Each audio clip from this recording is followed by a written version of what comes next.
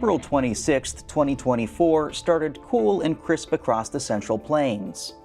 A few high, thin cirrus clouds wafted overhead, portending cold air aloft. A fresh southerly breeze was blowing across Kansas, pumping warmth and moisture northwards. But danger was brewing. By the end of the day, nearly 100 tornadoes would tear across parts of the nation's heartland. Now! Now! Oh, Jordan! Moving left to right. Let's just go, Jordan, please, man. The Storm Prediction Center had drawn a bullseye around eastern Nebraska and western Iowa. It was a level 3 out of 5 enhanced risk of severe weather. The weather map had the look of a classic tornado outbreak. There would be a robust overlap of thunderstorm fuel and spin. Models indicated rotating supercell thunderstorms would form near the Missouri River in the afternoon, but even the models didn't pick up on just how bad it would be. High aloft, a low-pressure swirl was sliding over central Nebraska. Ahead of it, a narrow sliver of warm, moist air was being pumped northwards. That was thunderstorm fuel. But that tongue of warm air was very narrow. It didn't even get humid outside for most people until 2 hours before storms formed. At first, it didn't feel like tornado weather. Storms would fire during the early afternoon along the leading edge of the dry slot, as dry air punched in behind the low-pressure system and kicked up moisture into storms. As storms grew tall, they began to feel changing winds with height in the atmosphere. That encouraged the storms to rotate.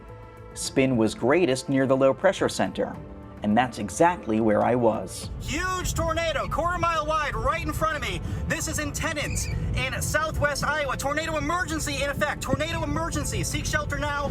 I began my chase near the town of Seward, Nebraska, about an hour to the west of Omaha. The sky quickly became cloudy as storms began to fire, and moisture started to ascend into the sky. Shortly after lunchtime, a rotating supercell thunderstorm was forming to my southwest.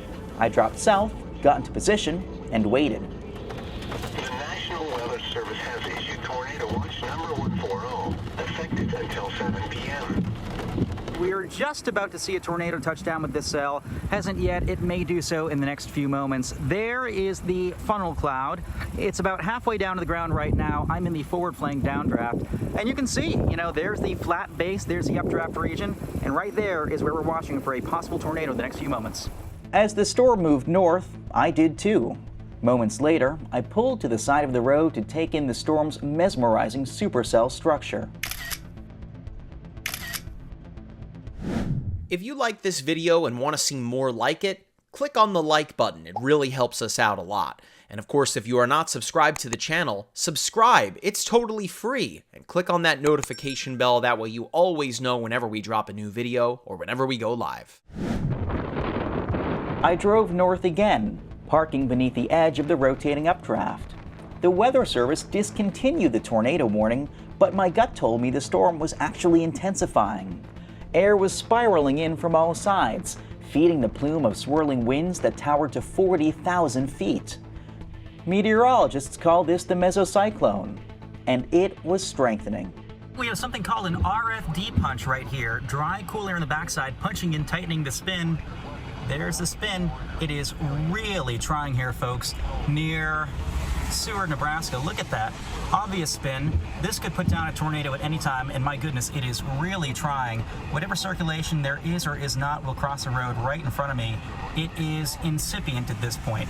We are waiting. We are moments away from what may be a tornado touchdown here in Seward, a little bit north of Seward, as the RFD punch comes in, and we'll see what happens. But right over here would be where something goes. Tornado on the ground.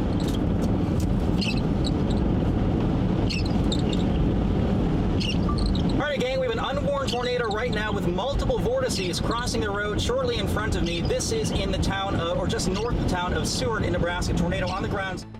The tornado began to exhibit multi-vortex structure. In other words, lots of miniature worlds danced around a common center. Each of these so-called subvortices could cause narrow strips of more extreme damage. Finally, a tornado warning came.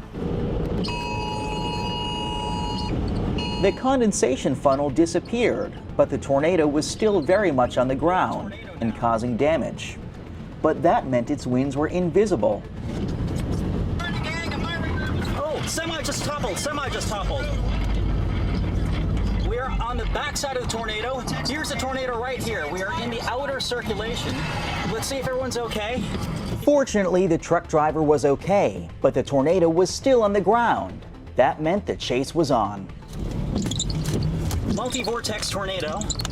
And once again, look at the incredible multi-vortex structure of the tornado. But then the tornado went backwards. It crossed the road heading west, even though the parent storm was moving to the northeast. Now the tornado was in a field to my left. It stretched away from the parent storm, roping out in spectacular fashion. A little bit westwards right now, north-northwest. It is intermittent in terms of its touchdowns, but it just crossed the road and threw debris into a rapid rising motion right here. This may be a dangerous spot, so I'm going to give myself an east option on this road. But again, tornado right now just north of Seward, Nebraska. Clockwise pillar of rotation that stretches from the tornado, which is right there, up to about 35,000 feet. The entire storm cloud, 10 miles wide, is being fed by this one vortex, and it goes around and up and up and up. Downdraft over there, that's where the air's coming down right now, and yet there it is right there. That's the tornado on the backside feeding the entire rest of the storm. That's how much shear there is.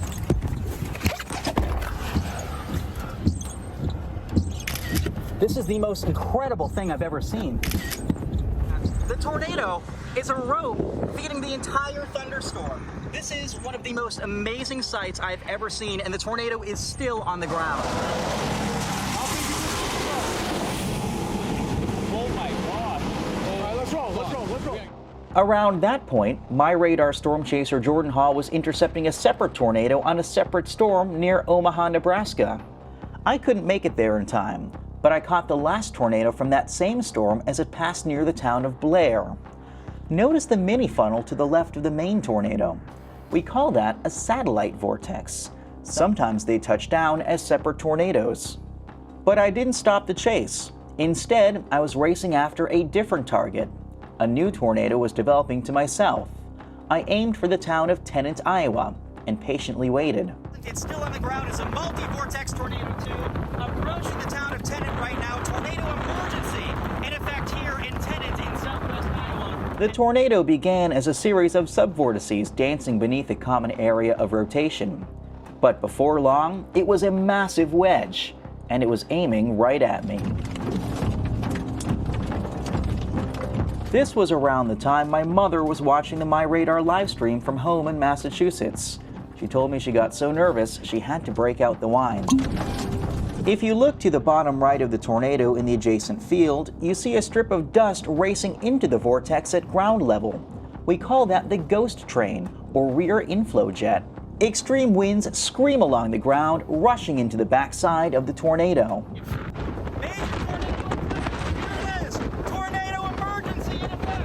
Then the massive tornado churned dangerously close, but I held my ground. The multi-vortex structure returned. At this point, the tornado had winds over 150 miles per hour as it carved through farmland east of Tennant. All right, gang, I'm MyRadar Meteorologist Matthew Cappucci. Huge tornado, quarter-mile wide, right in front of me. This is in Tennant, in southwest Iowa. Tornado emergency in effect. Tornado emergency. Seek shelter now. Lowest floor of whatever building you're in and avoid windows. Heading towards Harlan. Multi-vortex tornado. Around that point, the rear flank downdraft, or cold, wet wraparound with hurricane-force winds, hit dead on. Siri copped an attitude too. Proceed to the roof. Proceed to the roof. Yeah, proceed to the roof.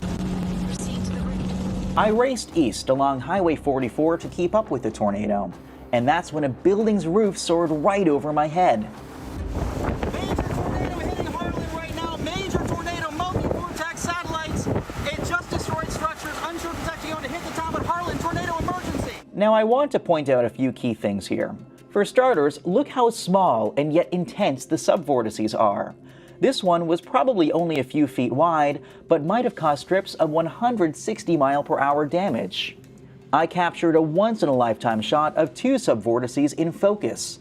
One was crossing the road just a few hundred feet away. Then I want you to notice the smoke that looks like it's coming from damaged buildings. That's not actually smoke. Instead, it's because the wind is blowing past them so fast that an area of low pressure forms in the lee of each structure, causing moisture in the air to condense and basically forming a cloud. Imagine you're driving a speedboat through a pond. The water dips behind you because it can't fill in the boat's wake quickly enough. The same thing is happening here, but with air, and lower pressure condenses moisture. You can see that really well here with these structures. Then I turned north, tracking the tornado along Highway 59 as it approached the town of Defiance, crossing the road in front of me once again. There may also have been a satellite tornado to my west. Power flashes or lightning strikes illuminated the base of the massive tornado. By now, it was between a half-mile and a mile wide. You can see a house being destroyed to my left. The National Weather Service later surveyed and found EF2 damage to this home corresponding to winds of 122 miles per hour.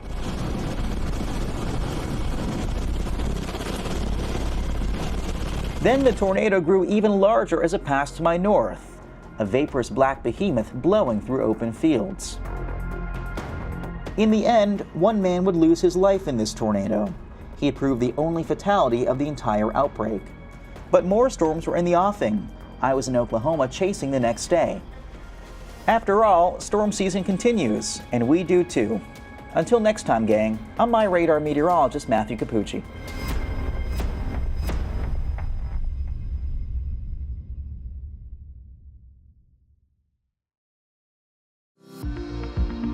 Follow MyRadar on social media: Facebook, Twitter, Instagram, and YouTube. Download MyRadar on iOS, Android, Amazon Alexa, Xbox, and Windows.